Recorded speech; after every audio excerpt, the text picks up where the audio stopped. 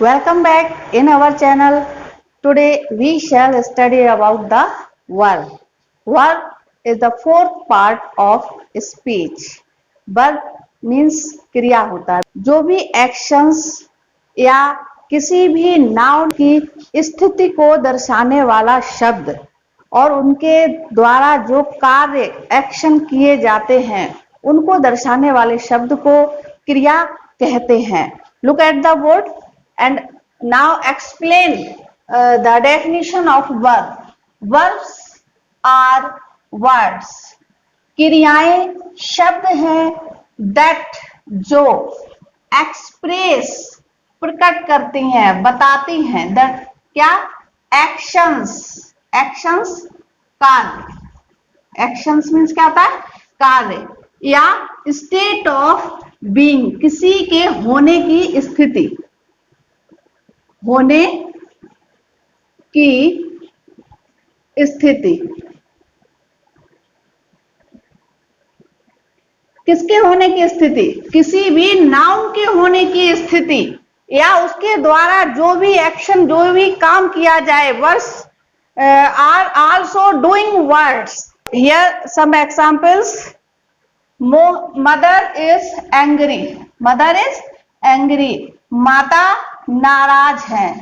तो इसमें जो इज वर्ब है वो स्टेट ऑफ बीइंग है, मतलब माता के नाराज होने की स्थिति को दर्शा रही है. Next example, Ram goes to Delhi. ये जो वर्ब है गोज, राम दिल्ली जाता है, राम दिल्ली जाता है. तो ये गोज वर्ब जो है वो डायनेमिक वर्ब है, गतिशील वर्ब है, जो जिसमें काम हो रहा है, एक्शन हो रहा है. Next, a dog barks. कुत्ता भौंकता है. तो इसमें ये भी हमारी वर्ब है, एक्शन है, काम हो रहा है. तो इस तरह से बिना वर्ब के कोई भी सेंटेंस अर्थहीन रहेगा, वो वाक्य जिसमें क्रिया ना हो. अब क्रियाओं के प्रकार समझते हैं. क्रियाएं कितने प्रकार की होते हैं, यानी kinds of verbs. There are 3 types of verbs. First, action verb या मैन वर्ब. एक्शन वर्ब हो या मैन वर्ब, एक ही बात होती है. मैन वर्ब को हिंदी में कहते हैं मुख्य क्रिया, जिसको 2 भागों में बांटा जाता है, ट्रांजिटिव वर्ब और इंट्रांजिटिव वर्ब. ट्रांजिटिव वर्ब को हिंदी में कहते हैं सकर्मक क्रिया. इंट्रांजिटिव वर्ब को अकर्मक क्रिया हिंदी में कहते हैं. तो जैसा कि इनके हिंदी के अर्थ से ही प्रकट होता है, सकर्मक क्रिया यानी क्रिया कर्म के साथ क्रिया, यानी जिस क्रिया का कर्म साथ में होता है, that is called transitive verb. He writes a letter. तो इसमें जो वर्ब है राइट, उसका जो कर्म है, ऑब्जेक्ट है, वो क्या है? लेटर, पत्र. वह पत्र लिखता है. तो अगर आप कर्म का पता करना चाहते हो तो वाक्य में क्या लगा दीजिए? वह लेटर लिखता है, वह क्या लिखता है? तो उत्तर आपका क्या निकल के आएगा? लेटर लिखता है. लेटर क्या हो गया आपका? कर्म. इसी तरह से नेक्स्ट एग्जांपल देखिए, शी रीड्स द बुक. तो वह पुस्तक पढ़ती है. इसमें भी क्या पढ़ती है? पुस्तक. Ram gave him a book. तो इसमें देखिए 2 ऑब्जेक्ट हैं, एक तो हिम और दूसरा अ बुक. ट्रांजिटिव वर्ब किसे कहते हैं? तो ट्रांजिटिव वर्ब का किसे कहते हैं? जिसके साथ कर्म होता है, जिसके साथ ऑब्जेक्ट होता है. इसके बाद इंट्रांजिटिव वर्ब, जिसको अकर्मक क्रिया कहते हैं. आ लग गया है. आ आप जानते हो, आ का मतलब होता है नहीं. निगेटिव अर्थ में आ लगता है किसी शब्द के आगे. तो अकर्मक क्रिया का अर्थ क्या हुआ? जिसके साथ कर्म नहीं है. तो नेक्स्ट इसका एग्जाम्पल भी देखिए, ही राइट्स. वह लिखता है. क्या लिखता है? इसका आगे कुछ नहीं, मतलब इसी सेंटेंस को अगर इसमें से कर्म हटा देते हैं तो ये आपका इंट्रांजिटिव वर्ब कहलाएगा। मतलब इस सेंटेंस में जो वर्ब है, इसमें जो राइट्स वर्ब है, मतलब वर्ब सेम है। यहाँ पर आ लेटर लिख दिया तो ये ट्रांजिटिव वर्ब हो गई, और यहाँ से लेटर हटा दिया, ओनली राइट्स लिख दिया तो ये इंट्रांजिटिव वर्ब हो गई। ठीक इसी एग्जाम्पल में से नेक्स्ट एग्जाम्पल से द बुक को हटा दिया, ओनली सी रीड्स लिख दिया तो ये इंट्रांजिटिव वर्ब हो गई, ट्रांजिटिव वर्ब नहीं रही, क्योंकि इससे बुक यानी ऑब्जेक्ट हटा दिया। इसी तरह से एक और एग्जाम्पल है ही रन्स, वह दौड़ता है, इसमें भी कोई ऑब्जेक्ट नहीं है तो ये भी क्या है, इंट्रांजिटिव वर्ब है।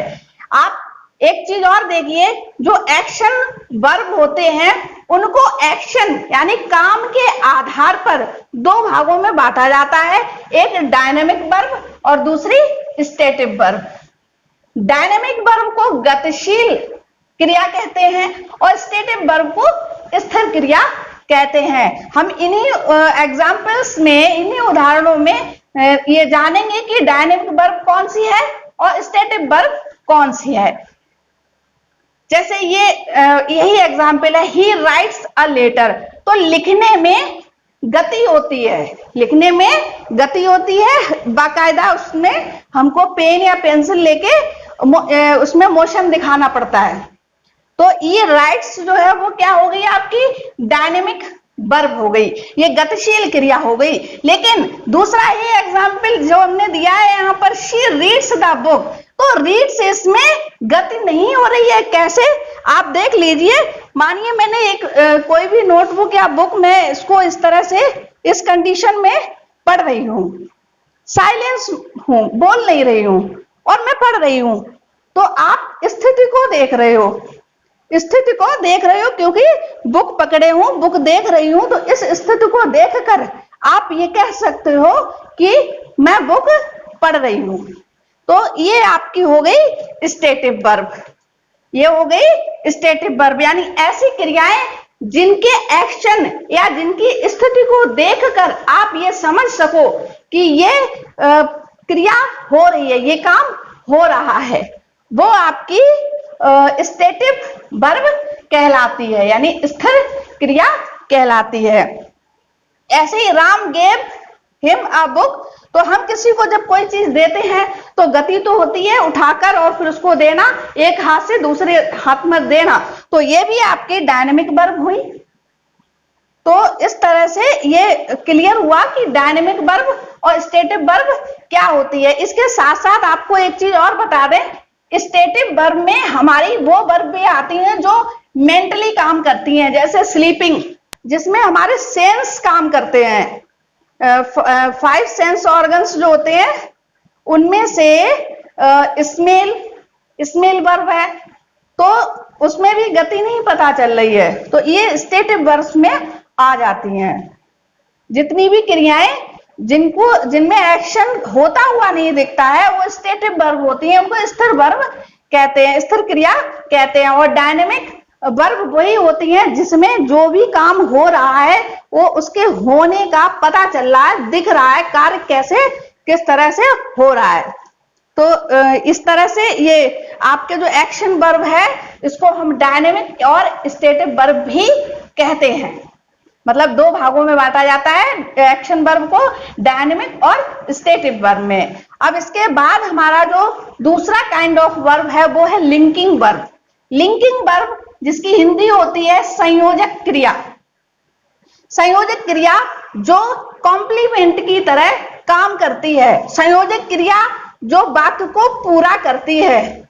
जैसे कि एग्जाम्पल को देखिए, the doctor is in, doctor अंदर, इन मीन्स अंदर और इज मीन्स है, अंदर है। अगर हमने इसमें से इज हटा दिया, डॉक्टर इन, डॉक्टर अंदर, अब उसको कंप्लीट सेंटेंस करने के लिए कॉम्प्लीमेंट के रूप में इज वर्ब लगानी होगी। हम इज ही नहीं, यहां पर वॉज भी लगा सकते हैं, है ना, क्योंकि वाक्य आपका तभी कंप्लीट होगा, सेंटेंस तभी कंप्लीट होगा जब आप इसमें कोई भी संयोजक वर्ब लगाएंगे। नेक्स्ट एग्जाम्पल देखिए, वी ग्रो ओल्ड, इसमें ये देखेंगे लिंकिंग वर्ब आपकी ग्रो है ना, इज आर एम नहीं ग्रो है। क्यों है? क्योंकि ये ओल्ड जो है ये कोई ऑब्जेक्ट नहीं है, ये क्या है? एडजेक्टिव है। यानी जिस वर्ब के बाद कोई एडजेक्टिव आता है कॉम्प्लीमेंट के रूप में, that is called also linking verb. तो इस तरह से नेक्स्ट एग्जांपल देखिए, इट गॉट डार्क, अंधेरा हो गया। इसी तरह से डार्क भी क्या है? एडजेक्टिव है। तो लिंकिंग वर्ब हमारी कौन कौन सी होती हैं? जिनके बिना सेंटेंस जो है वो इनकम्प्लीट होता है। यानी वो वर्ब जब किसी सेंटेंस को कॉम्प्लीमेंट के रूप में यूज करते हैं, जिन वर्ब को, वो क्या कहलाती हैं? लिंकिंग वर्ब, संयोजक क्रिया कहलाती हैं। इसमें कुछ हमने वर्ब्स नीचे नोट की है, मेंशन की है। आप हाँ, ये मुझे मतलब बार बार बोलने की आवश्यकता नहीं है, पढ़नी चाहिए कि जो भी आप इंग्लिश सब्जेक्ट को पढ़ते समय नोट करना ना भूलें। जो भी मटेरियल है उसको कॉपी पेन लेकर बैठें, नोटबुक लेकर बैठें और इसको नोट करते जाएं। तो इसमें ये देखिए कुछ वर्ब मेंशन है जो लिंकिंग वर्ब के रूप में प्रयोग की जाती हैं। कम, आना, गो, जाना, अपीयर, दिखाई पड़ना, बिकम, होना, लुक, दिखता है, रिमेन, रहना, सीम, दिखाई पड़ता, रन, दौड़ता या दौड़ना, फील, महसूस करना, एक्सेट्रा। ये सारी वर्ब्स जो हैं वो क्या है? लिंकिंग वर्ब हैं। इसी के साथ साथ इसमें is, are, am, was verb, is, are, am, was verb, ये भी हमारी क्या है? लिंकिंग वर्ब हैं। अब आते हैं तीसरी verb, auxiliary verb. Auxiliary verb को हेल्पिंग वर्ब भी कहते हैं। हिंदी में इसको सहायक क्रिया कहते हैं। सहायक क्रिया को अगर हेल्पिंग वर्ब बोलते हैं तो आपको समझने में ज्यादा आसानी होती है।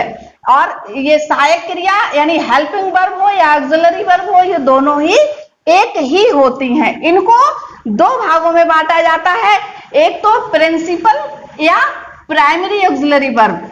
ये देखिए मैंने इधर पार्ट किए हैं, ध्यान दीजिए। ऑक्सिलरी वर्ब को दो भागों में बांटा जाता है, प्रिंसिपल या प्राइमरी ऑक्सिलरी वर्ब। दूसरा model auxiliary verb, model auxiliary verb. तो प्रिंसिपल और प्राइमरी वर्ब जो होती हैं वो प्राथमिक, उनको हिंदी में कहते हैं प्राथमिक क्रियाएं। जो आपकी बी फॉर्म की क्रियाएं होती हैं, is, are, am, was, were, do, does, did, has, have, has, had. ये सारी जो वर्ब हैं वो क्या है? प्रिंसिपल वर्ब या प्राइमरी वर्ब हैं।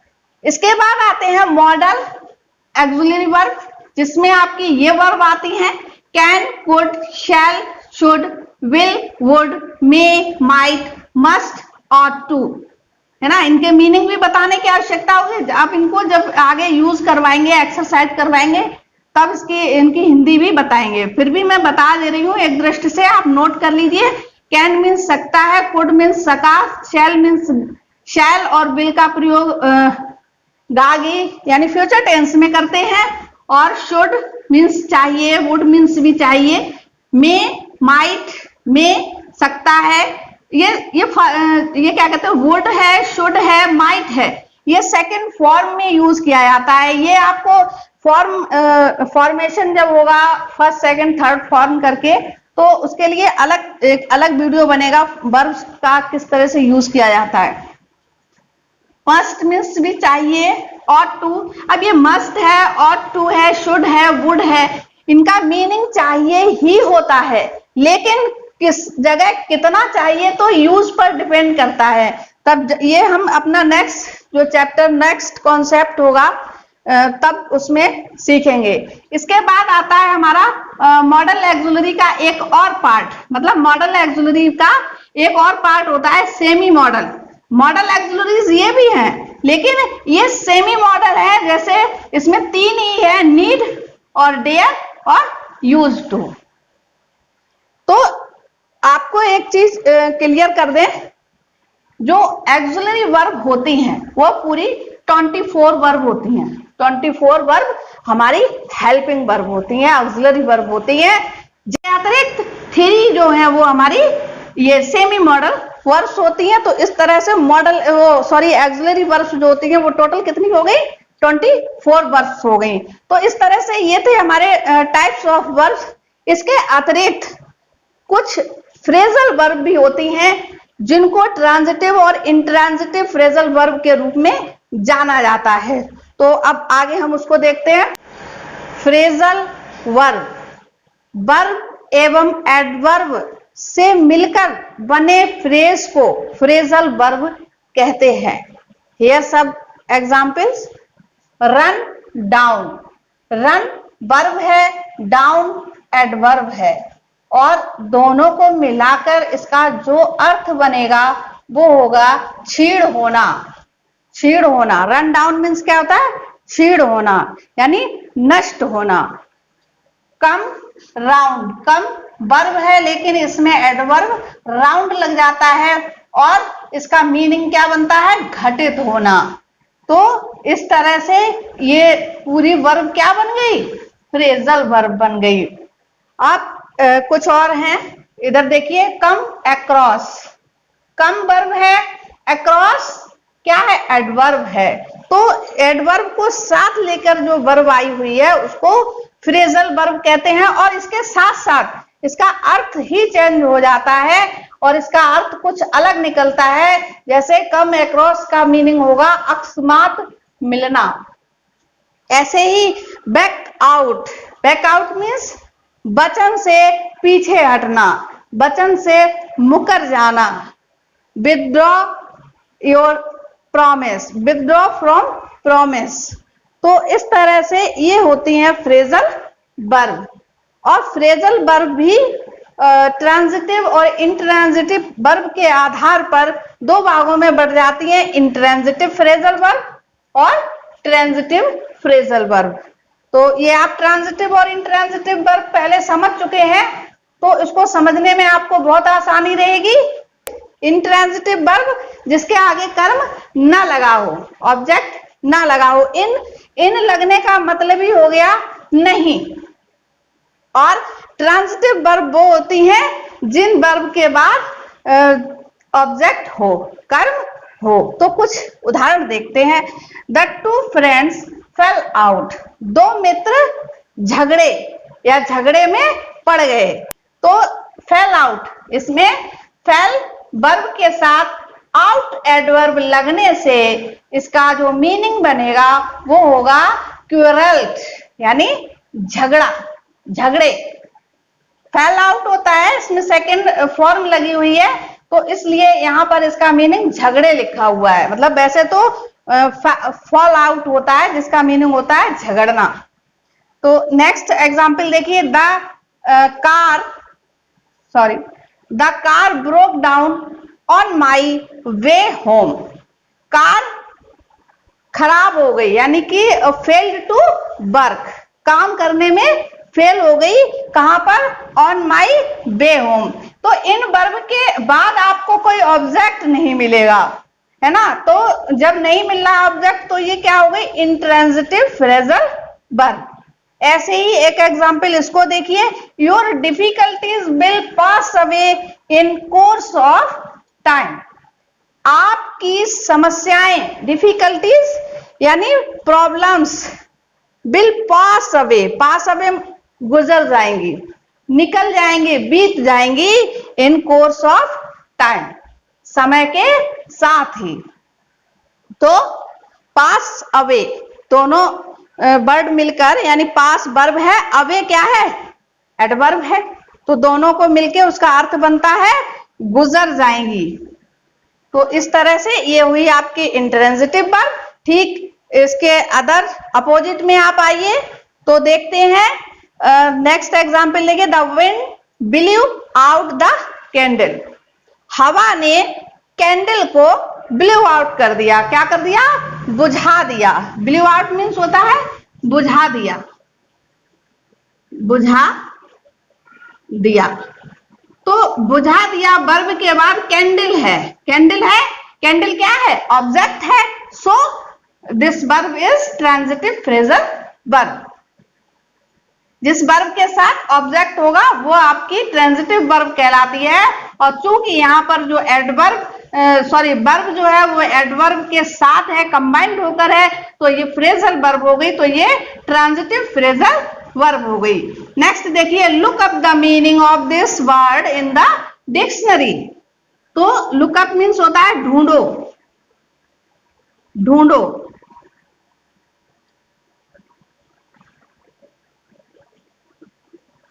ढूंढो क्या? ढूंढो क्या चीज? The meaning of this word, इस शब्द का मीनिंग ढूंढो इन द डिक्शनरी। तो दिस वर्ड क्या हो गया? ऑफ दिस वर्ड, ये दिस वर्ड क्या हो गया? सॉरी पूरा हो गया आपका object, the meaning of this word, इस शब्द का अर्थ, ये क्या हो गया? ऑब्जेक्ट हो गया। तो इस वर्ब के बाद ऑब्जेक्ट है, तो ये क्या हो गई आपकी ट्रांजिटिव फ्रेजल वर्ब। ऐसे ही आई गेव इट अप, तो गेव अप ये दोनों मिलकर क्या बने हैं? फ्रेजल वर्ब बने हैं, और इट इसमें ऑब्जेक्ट है। तो इस तरह का सेंटेंस जब होगा तो गेव के बाद अप यहां आएगा, लेकिन इनका अर्थ दोनों को मिलाकर ही बनेगा। तो गेव अप मीन्स त्याग दिया, त्याग दिया या छोड़ दिया। तो इस तरह से आज का ये जो कॉन्सेप्ट द वर्ब आपका क्लियर हुआ। अब इसके बाद नेक्स्ट कॉन्सेप्ट एडवर्ब को समझने के लिए, उसका अध्ययन करने के लिए चैनल को सब्सक्राइब अवश्य करें, ताकि आपके पास नोटिफिकेशन पहुंचता रहे।